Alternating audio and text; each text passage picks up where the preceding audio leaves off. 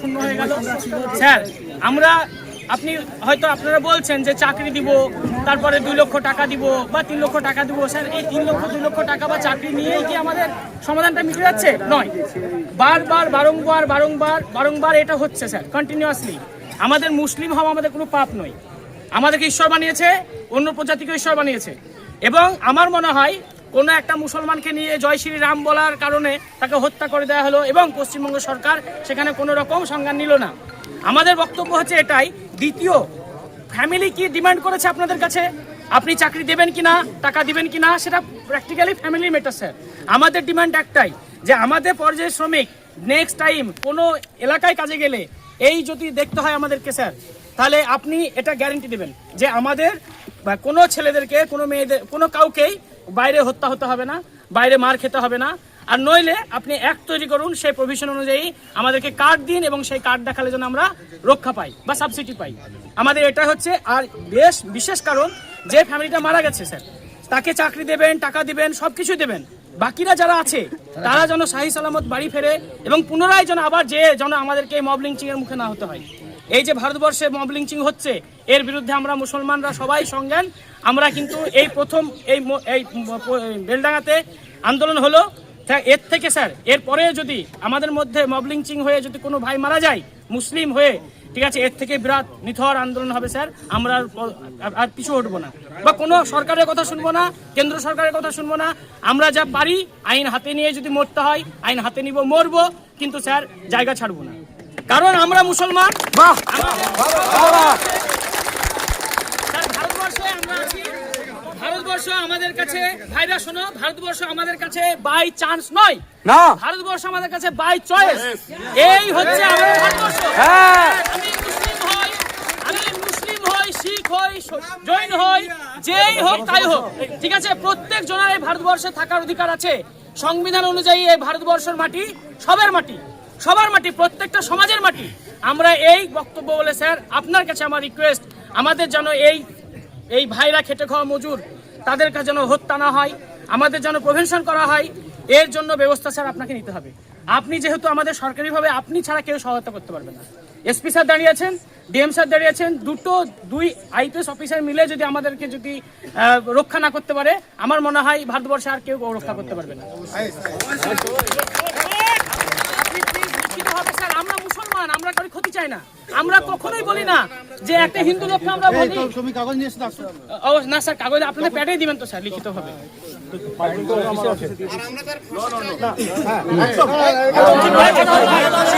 আমি বলি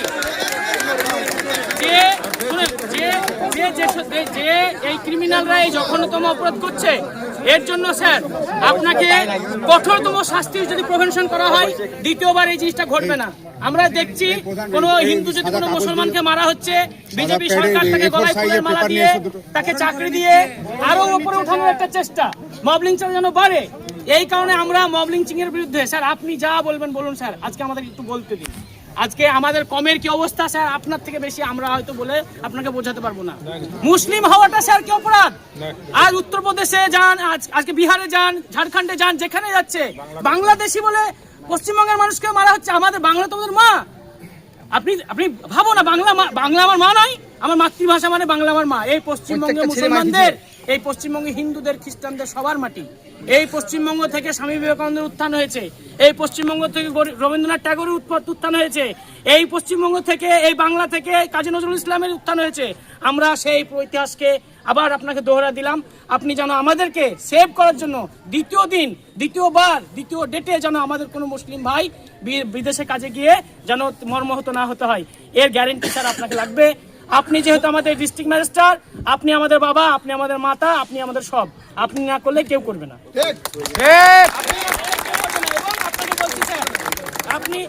আপনি হেল্পলাইন নাম্বার জারি করুন স্যার। বিদেশে আপনি দেখবেন মালয়ালি একটা যে প্রজন্ম, মালয়ালি, কেরালায় আমি ছিলাম অনেকদিন, 7 বছর। ওইখানে মালয়ালির যদি আপনি গায়ে যদি একটা হাত তোলেন, কোনো মারাঠির গায়ে হাত তুলবেন, আপনি বুঝতে পারবেন সে এলাকা দাউ দাউ করে জ্বালিয়ে দিবে। কিন্তু আমরা মুসলমান কম, আমরা জ্বালাচ্ছি না। আমরা আইনের আওতায় আমাদেরকে নিজেকে ঠিক জায়গা রাখার জন্য আপনাদের হেল্পের অনেক দরকার। আপনারা যদি আজকে হেল্প না করেন, আমাদেরকে কেউ হেল্প করবে না। আজ রাজ্য সরকারের যে পরিস্থিতি, রাজ্য সরকার যেভাবে খেপাচ্ছে, কেন্দ্র সরকারও সেইভাবে খেপাচ্ছে, মুসলমান হিন্দু ছাড়া কোনো গল্প নাই। আমরা কিন্তু এই গ্রামেই, এই আমাদের রামেশ্বর হাই স্কুলের ছাত্র, আমি ওখানে পড়াশোনা করেছি, আমার 24 জন স্যার তারা হিন্দু। আমরা কিন্তু ভাবি নাই কোনোদিন, আমরা ভেবেছি ওনারাই আমার বাপ মা, শিক্ষাগুরু বাবা মা। তা আমরা ভেবেছি স্যার পানি লাগবে না, আপনি আমাদের জন্য স্যার এটাই করে দিন যেন মার না খেতে হয়। স্যার পানি আপনি দেবেন আমাদেরকে, পানি দিচ্ছেন, সবই দিচ্ছেন। এখন কথা বলছেন, আজকে যিনি মারা গেছেন, সেই ছেলেটা স্যার তার ফ্যামিলিকে কিভাবে আপনি সাহায্য করবেন স্যার, এটা তো আপনার ব্যক্তিগত বিষয়, যেটা আপনি সাহায্য করবেন করবেনই। আমাদের জন্য আপনি একটা এমন অধিবেশন চালন করে বা এমন একটা নিয়ম তৈরি করুন যে, আমার মনে হয় স্যার যে বিদেশি পর্যায় শ্রমিক যারা বাইরে যাবে তাদেরকে আপনাকে কাট করে দেওয়া উচিত, এবং কার্ডের সঙ্গে নয় শুধু, যদি হেল্পলাইন চালু করবেন এবং সঙ্গে সঙ্গে যেন পশ্চিমবঙ্গ পুলিশের সঙ্গে তাদের যোগাযোগ হয়। আমি গেলাম বিহার, আমার কাছে হেল্পলাইন নম্বর স্যার আপনি দেবেন, আমি বিপদে পড়লে আপনাকে যেন সংযোগ করতে পারি। স্যার এই অবস্থা, হেল্পলাইন নাম্বার দরকার, হেল্পলাইন নাম্বার চালু করুন স্যার। হেল্পলাইন নাম্বার চালু না করলে আমরা বাঁচবো না। আমাদের যে পরিস্থিতি, আপনি দ্বিতীয়বার দেখুন লালগোলা, এই যে একটা ট্রেন আছে সকালবেলায় 7টার সময় যায় ভাগীরথী, তাই ছানা যায় ওই ট্রেনটাই তো। তো আমরা দেখি কিছু ঘোষ সম্প্রদায়ের লোক তারা আমাদেরকে হেনস্থা করে, এই যাচ্ছে শুয়োরের মতো, আসছে শুয়োরের মতো, মানে ঈদের কুরবানিতে যখন বাড়ি আসি স্যার, এই না উচ্চারণ করলাম, কারণ আমাদেরকে এইভাবে বলা হয়।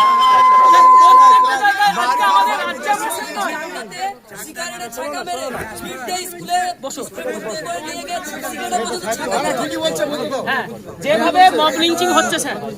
আমার নাম মোহাম্মদ আশফাক হাসান। শাস্তি তো অবশ্যই হবে স্যার, বলুক। আফসার ভাই কিন্তু আপনাদের হয়ে সবার বলেছেন, আফসার ভাইয়ের জন্য একবার জোর হাততালি হোক। এই জন্য আপনাদের হয়ে সবার কথা বলেছেন এবং খুব ন্যায্য কথা বলেছেন। দেখুন, মৃত্যুর কোনো ক্ষতিপূরণ হয় না, এবং যেটা রাজ্য সরকার করছে সেটা খুবই মিনিমাম করছে।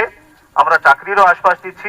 আপনারা সকাল থেকে দাবি করেছিলেন যে চাকরি, টাকার কোনো ক্ষতিপূরণ হয় না, সেটা তো দেয়াই হচ্ছে, আজকের মধ্যে দেয়া হবে, সেটা আমি প্রতিশ্রুতি দিচ্ছি এখানে। এবং চাকরিও যে আছে 7 দিনের মধ্যে তার বাড়ির লোকের চাকরি হবে, সেটাও আমি এখান থেকে প্রতিশ্রুতি দিচ্ছি। দিস ইজ নাম্বার, এটা হলো নাম্বার 2। নাম্বার 3, ভাই আমার বললো যে বাইরে আমার অনেক পরিযায়ী শ্রমিক ভাইরা কাজ করেন বিভিন্ন জায়গায়, এবং মাঝে মাঝে যে আছে ঘটনাগুলো ঘটছে। আমি এখানে দাঁড়িয়ে, আমার একটা ভাই সাজেশন দিয়েছে এখানে যে একটা কন্ট্রোল রুম খুলতে হবে। আজ রাত 12টার মধ্যে কন্ট্রোল রুম খুলবো আজকে আমি।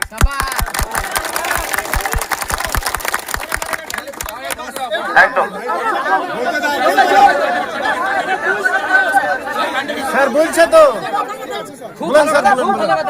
আজ রাত 12টার মধ্যে কন্ট্রোল রুম খুলবো, এবং সেই কন্ট্রোল রুমে 24 ঘন্টা ডিউটি থাকবে মানুষের, 24 ঘন্টা। রাত 2টার সময় কোনো এমার্জেন্সি হলে, এবং আপনার কমিটির 10 জনকে আমি আমার পার্সোনাল নাম্বার দিয়ে যাচ্ছি আজকে এখানে, যাতে কোনো অসুবিধা হয় তারা যদি আমার সঙ্গে, যদি কন্ট্রোল রুমে কোনো সমস্যা হয়, আমার সঙ্গে সরাসরি যোগাযোগ করব। আমি রাত 2টোর সময় কল করে করবেন, আমি সেটা টেক কেয়ার করবো সবার। আরেকটা দাবি উঠেছে লিগ্যাল টিম তৈরি করার। আমার এখানে 2টো ল অফিসার আছে, 2 জন ল অফিসারের মধ্যে যদি আপনারা অ্যালাউ করেন, আমি একজন ল অফিসারকে আজকেই দায়িত্ব দিচ্ছি যে এই, আর আমাদের যে লেবার কমিশনার আছে, আরেকজন আমার ডেপুটি ম্যাজিস্ট্রেট আছে, 3 জনকে মিলে আছে একটা টাস্ক ফোর্স করছি। যতগুলো লিগ্যাল সমস্যা, তার জন্য আজকে লিগ্যাল একটা টাস্ক ফোর্স তৈরি হচ্ছে। আজকে সন্ধ্যে 6টার মধ্যে সেটা তৈরি হবে, এবং সেটা লিখিত অর্ডার হিসেবে বার করবো আমি এবং আপনাদেরকে দেবো আমি। দিস ইজ আরেকটা যে সাজেশন খুব ভালো এসছে, সেটা হচ্ছে পরিযায়ী শ্রমিকের কার্ড হলে খুব সুবিধা হবে। আমি একদম না, আপনি একদম ঠিক বলছেন, কার্ডের ব্যবস্থা আমি ইমিডিয়েটলি এখান থেকে আমি মাননীয় মুখ্য সচিব ম্যাডামের সঙ্গে কথা বলবো, এবং যত শীঘ্রই সম্ভব কার্ডের ব্যবস্থা করার চেষ্টা করবো সবার জন্য। থ্যাংক ইউ, খুব ভালো থাকবেন। আপনাদেরকে হাত জোর করে আমি ক্ষমা চেয়ে নিচ্ছি। আপনারা প্লিজ, এত মানুষ যাত্রী দাঁড়িয়ে আছেন, অ্যাম্বুলেন্স দাঁড়িয়ে আছে, তাদের কষ্ট দেবেন না। আমরা যা যা আপনারা বলেছেন সব মেনে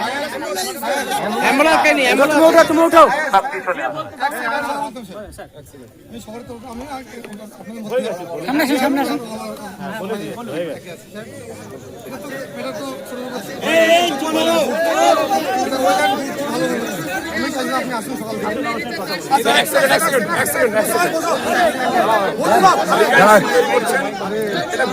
হ্যাঁ ঠিক ইমপ্লিমেন্ট হয় একদম হবে আর সেই ইমপ্লিমেন্টের আমরা দেখতে পাই 100% এটা হয়ে গেল যে আপনাদের কাছে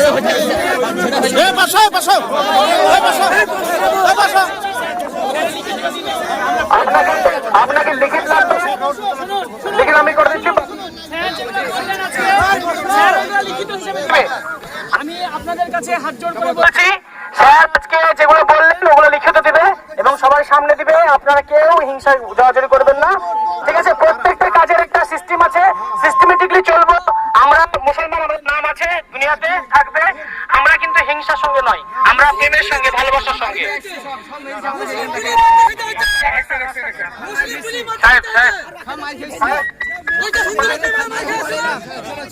মুসলিম পুলিশ মাইটা খাইছে, মুসলিম পুলিশ মাইটা খাইছে।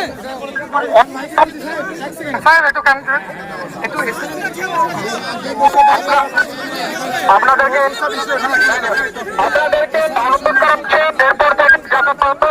আপনি বলেছিলেন, আমরা ডিএম সাহেবকে ডেকেছি, ডিএম সাহেব আপনার 3টাই দাবি মেনেছেন। এখন থেকে এখন যে রাস্তা আছে, রাস্তা বের করেছে, আপনারা রাস্তা ক্লিয়ার করে দেবেন। আরে যে খুন করবে সে তার কি হবে, যে মেরে দিছে তার কি হবে? একটা ভাই ভাই কিছু বলবে, বলে দাও।